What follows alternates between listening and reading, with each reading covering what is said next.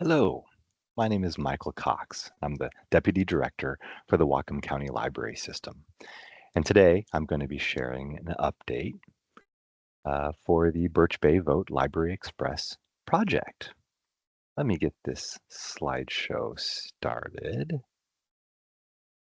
I'm going to work to be just kind of conversational and informal, but sharing what we know about where we are today and also starting with where this project came from. And I believe that the real beginning, the roots of this project started 10 years ago. When I first became aware of a group that later became the Friends of the Birch Bay Library, began attending WCLS Board of Trustees meetings in support of improved library services for the Birch Bay community. Now then, as today, there is weekly bookmobile service. And of course, residents of Birch Bay can use any public library in Whatcom County.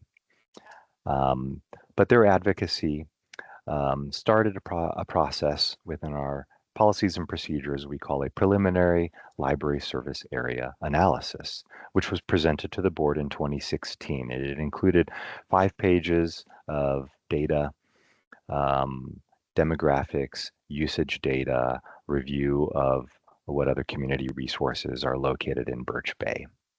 And that process, what we saw from the board was a real commitment to improving library services for the residents of Birch Bay and really to the entire county and people who vacation in Birch Bay as well. So in 2017, we had a feasibility study and reviewed 4 different locations in Birch Bay that could support a bricks and mortar location and ultimately resulted in the purchase of a property at 7948 Birch Bay Drive, right on and kind of in the middle of Birch Bay. In 2018, we commenced a community visioning and design process with a team of architects. This 1-year process had us saw multiple meetings with the community in multiple locations throughout the community. And we really rolled up our sleeves and did a number of exercises that had us designing a library space together. And that process created a 7,000 square foot library that was estimated to cost over $6 million. With these plans in hand, we were excited to receive a $2 million grant award from the Washington Library Capital Improvement Grant Program. So this really kicked off fundraising for us in a big way, as did some other sizable private donations. And just like that, wind was in our sails and this project had momentum. We also realized that we had to really get our handle on what the true costs of this project were going to be, not just space planning estimates, but on the ground reality of some costs that could otherwise be hidden and lead to some surprises down the road. So we initiated work, geotechnical, archaeology, lead cost estimating, all these things to inform a pre-approval permitting process with Whatcom County. So with this dream seeming to become a real reality, we knew that we needed to, and a timeline. The $2 million grant came with a timeline, and we knew that we needed to find the rest of the funding. And one way we could do this was to create a library capital facility area, an LCFA, which is essentially a mechanism by which WCLS can go directly to our voters.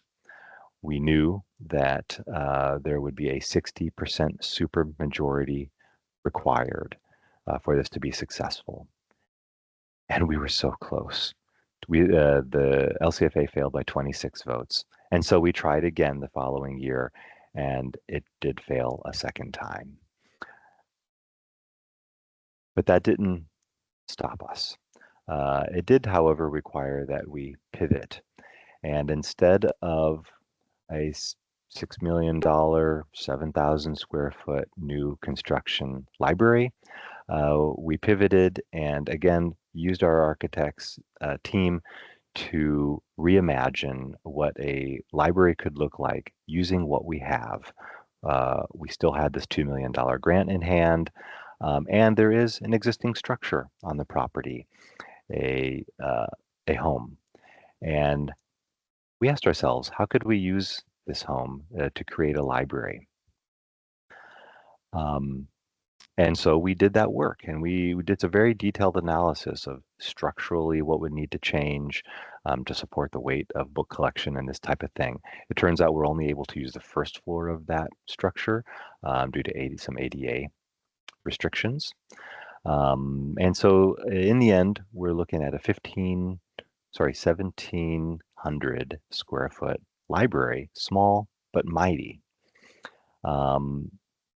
This was a very different scope of a project than we got that $2 million grant award for. And so we needed to go through a scope change request process.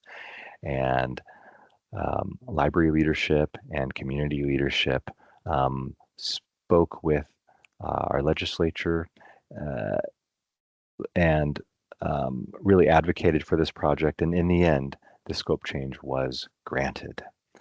However, we still needed to show that we had the full fundraising needed before we could get under contract.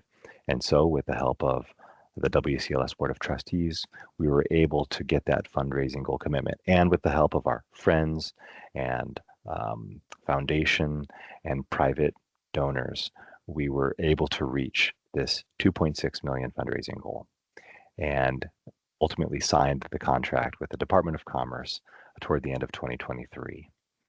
This allowed us in 2024 to bring on architects to see this next phase of the project through to completion, through the permitting process and through the construction process.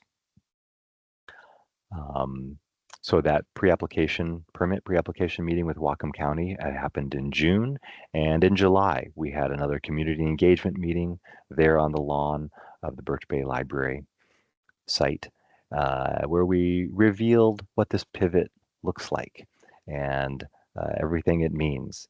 One of the things that we did to make this small library a mighty library is to include this Library Express element, which allows community members with a library card to scan that card at the door and gain access to the library, even when it's otherwise closed because there are no staff there. And in this way, of course, we're going to have security cameras. We're going to know who entered the door because of the card that they used. And this will gain access to people to internet computers, library collections, and the meeting space for a variety of community groups to use each day. So what happened after that pre-application meeting and all the way through to where we are here today in March of 2025? At that pre-application meeting, our team was given a long list of items that need to be complete before the permitting process can begin. We maybe mistakenly assumed that from our first project, that since this was really a shrinking down of the project scope, that we would still be able to use a number of the pieces that we already had in place: critical areas and habitat assessment, landscaping plans, geologic and seismic hazards assessment, a number of these things which are really, over 100 pages long reports full of the information that's needed. But this project 2.0 was different enough, and enough time had passed that we needed to work with those vendors again and redo these pieces of work. And so it was a bit of a surprise to us. And it ultimately ended up taking us longer than we had thought to get that work completed. I wanted to share a few details regarding that work that we did do. Here's a site plan, and you'll see this driveway here, long lines going across. This represents asphalt, and the speckly bits here actually represent pervious concrete that allows water to seep into the ground below it.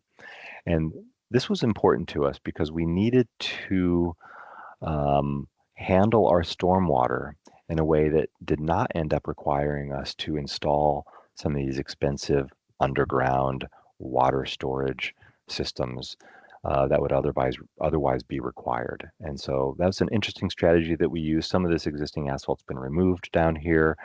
You'll see that the driveway here, as it reaches Birch Bay Drive, we are being required to put in what they call a commercial apron, and that's impacting some of the trees. I'm going to take a closer look at some of those trees in our landscaping plan. I know there's been a number of much interest communicated to us about keeping the trees on the site. And that's what we intend to do. You'll see we actually are adding many more trees. I want to zoom in here to where this apron here is. You'll see that due to the placement of some of the trees and this requirement for this commercial apron, some of these trees are going to need to be removed. The other thing is that some of these firs are dead and they're actually becoming a hazard. And so we're going to be needing to remove the dead ones, but those trees that are not dead are going to be remaining. There are some poplars in the corner here that need to be removed, really to improve visibility is what we're hearing from the county. And so, of course, we are following all those requirements. You'll see here some detail about what planting is going to be added. Rhododendron, juniper, huckleberry, boxwoods, vine maples. There's a requirement here in between properties and uses of land that we have a vegetation barrier, and so we're following that. And it's really quite exciting what the grounds are going to look like at the end of this project. Here's some detail. I'm just going to zoom in to the total plant list, and you'll see that we're going to end up having 22 trees, 40 shrubs. It's going to be a lush environment. And this area here, this big lawn area, is 6,000 square feet, and we refer to this as our outdoor programming space. I wanted to also speak briefly to some of to one easement issue, just because it's a new one for us. A survey revealed that here's our existing fence line, this red line to the west, and what's currently the back of this pole barn, which of course is being removed for parking. We've designed this project to use everything up to that fence, but we learned that about 6.5 feet beyond that fence line is actually WCLS property, but it is currently being used. There are some RV pads installed there, maybe 4 or 5 of them, and so we are working to create a permanent and perpetual easement so that the neighboring property can continue using that property for their business purposes as it's being used today. No change in use, but just recognizing that if that is technically WCLS property, we can't get into a situation where we're gifting of public funds. And so we are going to be engaging in a real estate transaction that can pay for ongoing use of that land. Okay, next up, I'm going to share a timeline update where we thought we'd be at this time and what's happening now. And then I'll be finishing with a funding update. When we hired our architects, this was the work timeline schedule that we had developed. And you can see that here at the end of February 2025, we believed that we would have our permit approvals in hand.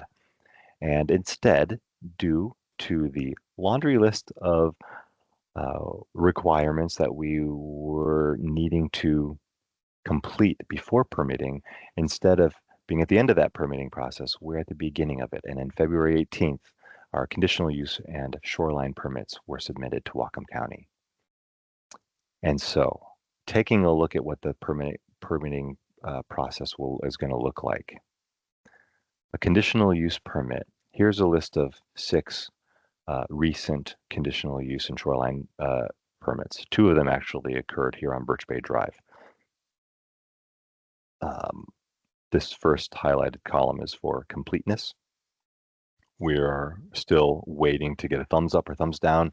Has everything been received from you? Do we need any other reports before we initiate this process? We believe we have a complete application, but we're here at the very end of that, what we expected timeline to be waiting for that. So hopefully we'll be hearing soon. And that can kick off the rest of the process. There's a number of things that happen. There's a required 30-day public notice period, for example, and then another period before the hearing occurs, and then a technical review. And we can see that these projects, I maybe should have highlighted this next column, application to hearing date. And you can see that they can be over 372 days, 600 days. On average, we expect there to be maybe about a 214-day process, which means that we will be in conditional use permitting review time period, perhaps to the beginning of September. This doesn't pause our work. In fact, there's a lot of work that's going to continue happening during this process. We're going to be getting ready for the building permitting process.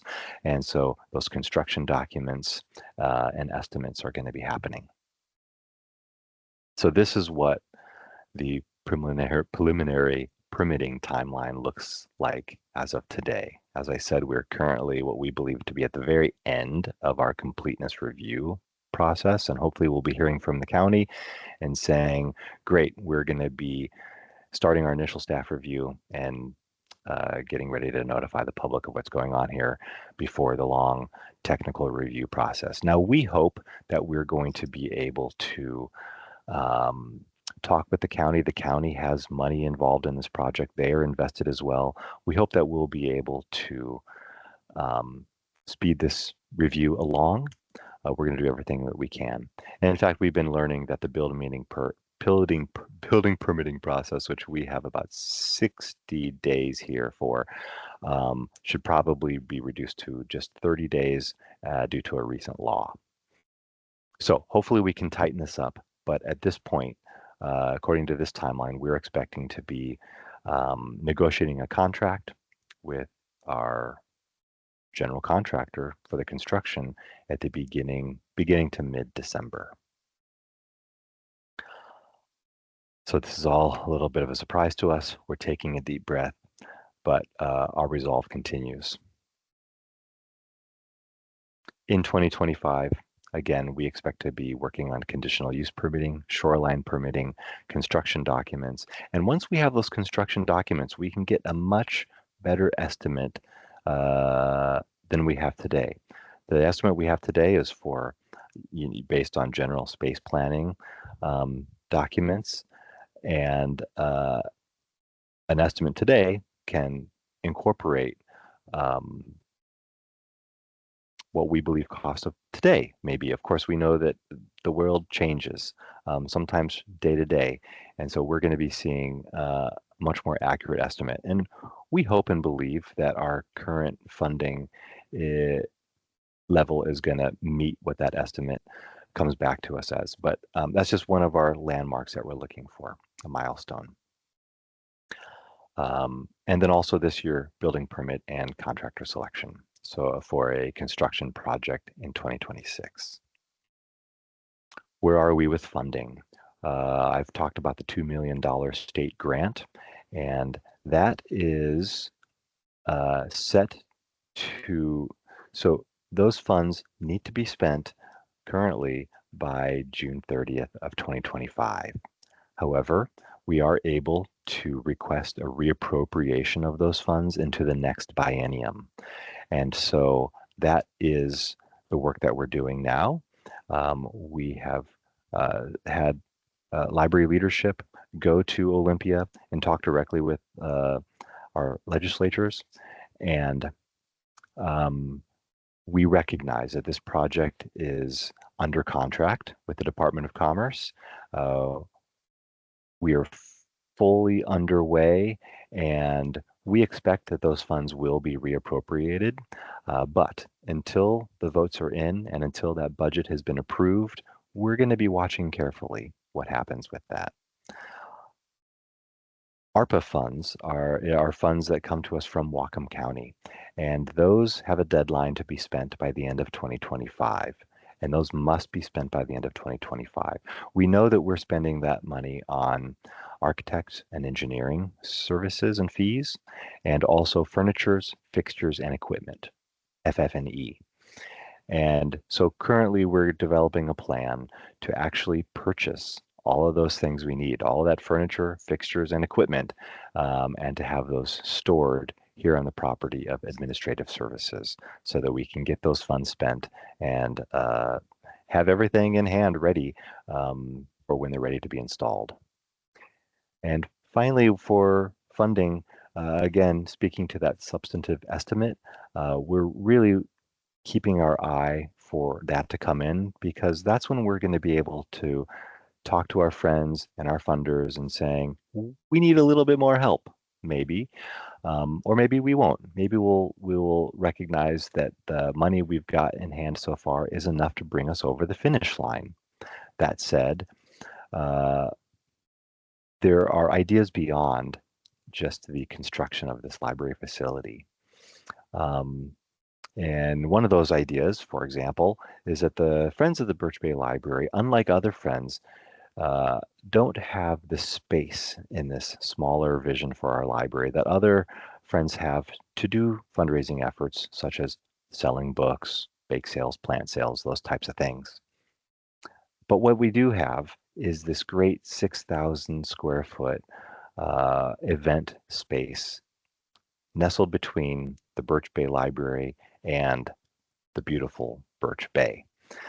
It's a unique space, beautiful space, and the friends have talked about the idea of managing that as an event rental. It's the type of thing that Whatcom County Library System doesn't do. It's a little outside of the scope of library services, but we could foresee an MOU or something that has the friends overseeing those efforts. And so perhaps they could build a small storage shed at the back of the lot and store canopies, tables, chairs, things necessary for a true high quality event venue. And that could be a great piece toward the ongoing sustainability of the Birch Bay Library. Finally, I want to leave you with this great image. We're talking with a local artist, Kim Morris, as we develop how we are going to honor the donors of this project. And Kim Morris is a creative mind with an eye for detail.